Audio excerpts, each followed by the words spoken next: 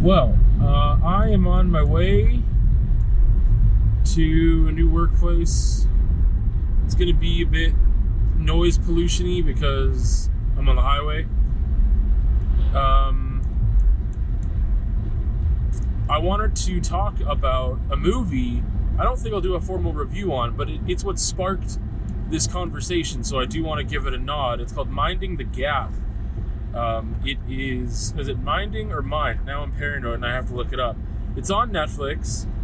It's a documentary that this young man made of him and his friends in their teens and early 20s. And I hesitate to call it powerful. I think it is important. I think that, it's Minding the Gap. Came out in 2018. It's an hour and a half long. Bing, the director, I think, is it Bing? Bing Liu? Anyway, I'm just going to say Bing because I don't want to look at my phone right now while I'm driving. So, which I'm sure you can appreciate. I'll look at the camera while I'm driving instead. No, I won't. I'll look at the road. So basically, he had this small group of friends that, they kind of bonded over skateboarding, and they're in the United States. I can't remember where now because some folks moved out to Colorado at one point, I think, but they were elsewhere for the majority of the film. Anyway, but they had all grown up with some form of physical abuse in the home. And it's interesting just because this film, this dude's he's filming a lot of stuff because he was kind of I think he was kind of their go-to filmer for skate stuff, and he just chose to kind of film these little bits and pieces of him and his friends out in the world and doing stuff. And I think that turned into something else at some point, and I think the film is interesting because he's young, he's doing all this kind of on his own, from what we can see, setting up cameras and lights and stuff, and interviewing. He has some kind of direct interview moments with people. Some are more candid. There's a little bit of narration from him from time to time, but he talks to his friends and sometimes their family members, his family members, just about their home lives, growing up, their adolescence, these forms of abuse. They talk about especially relationships with their fathers or stepfathers or absence of fathers or whatever. And I think that it's really interesting. It was cool. I didn't know where it was taking me at first. I didn't know much about it. I was like, oh, it's like a skateboard documentary or something. And I was like, sure. And then Rebecca and I watched it together, and it was much more than that. And it kind of takes you, I don't think there's any spoilers here, especially because it's a documentary, but it is something that it starts out in a way and you don't necessarily know where it's going, and it kind of meanders a bit. And I think part of that is just, with I don't know how much Bing had to do with the editing process as well. If he was literally just everything, he kind of, directed, filmed, edited.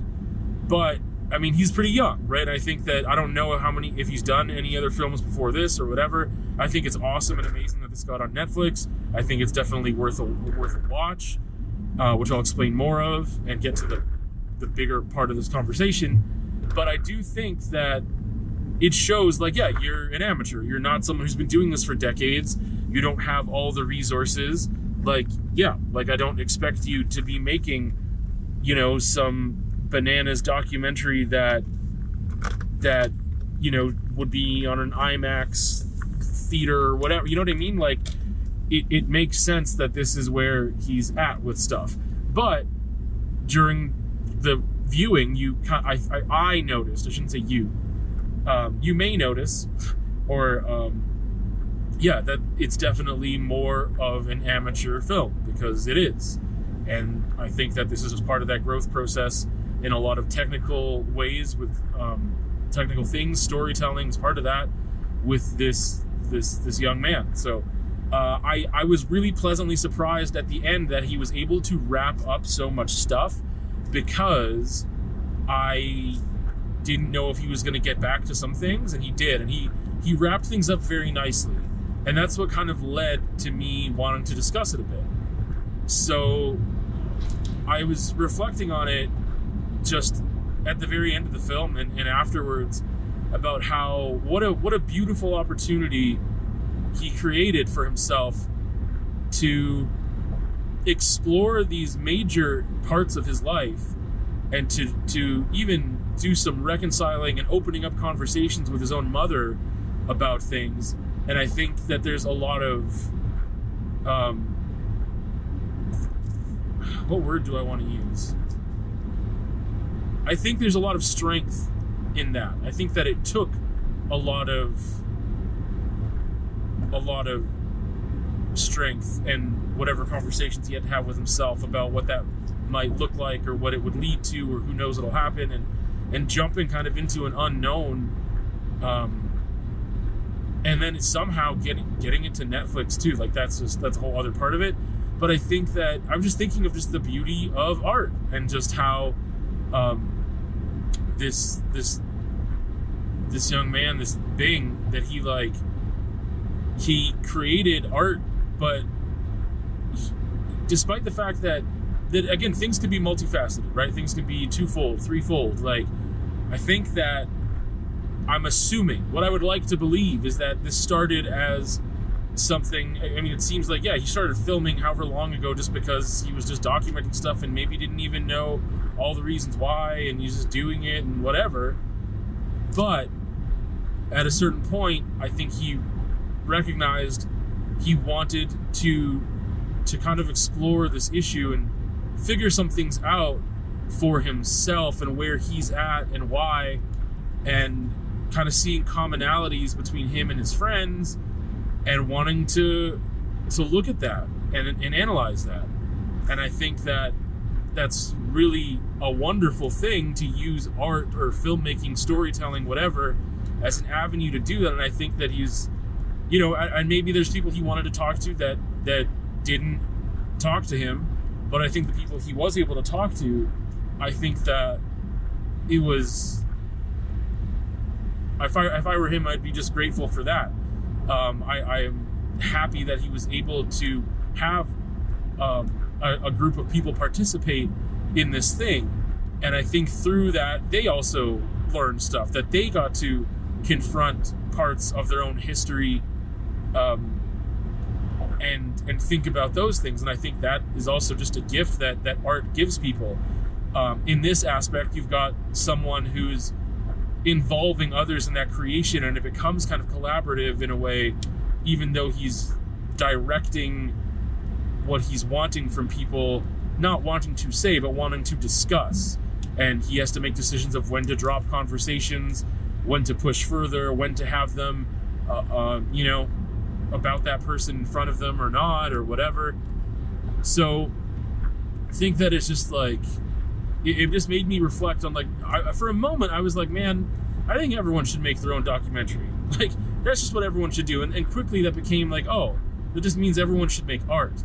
And I think that whatever way it is that you are having these discussions with yourself, at the very least, if you can involve other people that are important in that discussion, then even better. But whatever ways that you can have the discussions with yourself and analyze and just look at things critically and look at them carefully while still having some self-preservation. And this is self-preservation in a way. I think that it is important to take stock, to take inventory, to really recognize certain things that happened in your life and why and what they may mean. I think that's just an important part of the process of learning and growing and being a person who wants to be better. but doing that in any way you can, I think, is important. And for me, a lot of that is through art, a different type of art than Bing was making. But it just kind of made me, I just had the moment of like, man, this is why everyone needs to do this.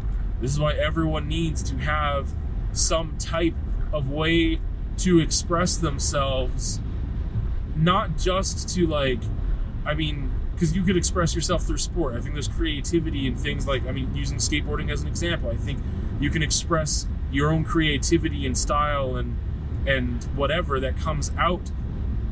You create your style of skating based off of you. If you are skating way more aggressively or more technically or doing, like huge, like just I don't know, there's different styles there, but they develop from you as a person. And I think that being able, though, to have, again, I don't know for certain people and what they do, like how much they're personally working out by doing those things, right? It's like if I go play basketball by myself, I feel really good in a lot of ways. I don't know if that is necessarily the arena in which I am exploring my history and how it relates to my present and what I can change for the future. I think that it does something else for me emotionally and mentally, but I don't necessarily think that's where a lot of these very active and careful reviewings of my own life come in. I think that they don't always have to be careful, but I just think that you can have courage to do those things and also be careful, because especially if you're involving other people, there's a lot of things you have to think of because you want to preserve the relationships you already have.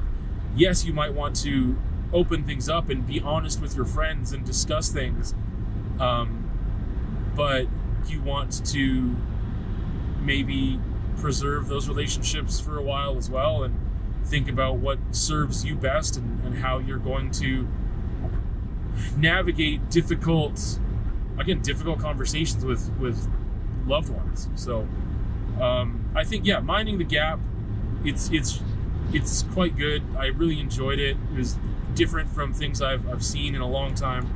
I can't think of anything else that I've seen like it at the moment, but I think it's good. You should check it out. But also, for me, one of the biggest takeaways was just like, this is why young people, this is why adults, so anybody, we need to have some form of art, some form of expression, a way of exploring ourselves by whatever that method is. And for me, it's externally processing. For Bing, it may have been the same thing, externally processing, to really dig deep into things and find some solutions or some peace and some calm. I just think that's really important, and that this film made me confront that a little more.